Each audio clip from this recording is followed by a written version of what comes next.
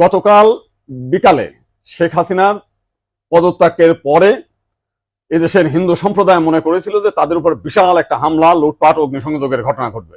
কিন্তু গতকাল বিকালেই বিএনপি এবং জামাতের নেতারা তাদের নেতৃবৃন্দকে হিন্দুদের বাড়িতে হামলা, লুটপাট, অগ্নিসংযোগ যাতে না হয় এবং প্রত্যেক মন্দিরে যাতে পাহারা দেয় সেই ব্যবস্থা করার নির্দেশ দেয়। এবং গতকাল থেকে আমরা দেখেছি সেই পাহারা দিয়েছে।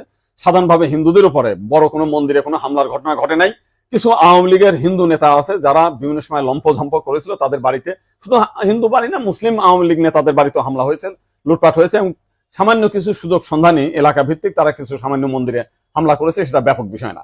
কিন্তু আমরা দেখলাম যে ভারতের রিপাবলিক এইটাকে নিয়ে ব্যাপকভাবে রিউমার ছড়াচ্ছে, নানান কিছু মিলে উদ্ভট কথাবার্তা বলছে।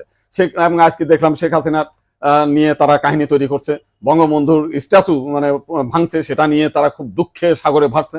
আমার এক সাংবাদিক ফোন দিয়েছিলাম, তাদের বলেছি যে আপনারা যদি শেখ হাসিনার জন্য যদি এত কান্না আপনাদের মধ্যে আসে, তো শেখ হাসিনা ভারতে গিয়েছে, আপনারা ভারতের প্রধানমন্ত্রী নরেন্দ্র মোদীকে সরিয়ে শেখ হাসিনাকে আপনারা প্রধানমন্ত্রী হিসেবে ঘোষণা করেন, সে ভারতও রক্ষা করতে পারবে, আপনার সেভেন সিস্টারও রক্ষা করতে পারবে। আপনারা তো প্রতিদিন বলতেছেন যে শেখ হাসিনা না থাকলে ভারতে সেভেন সিস্টার থাকবে না। তো এইবার আপনাদের একটা বিশাল সুযোগ আছে, আপনারা শেখ হাসিনাকে ভারতের প্রধানমন্ত্রী করেন।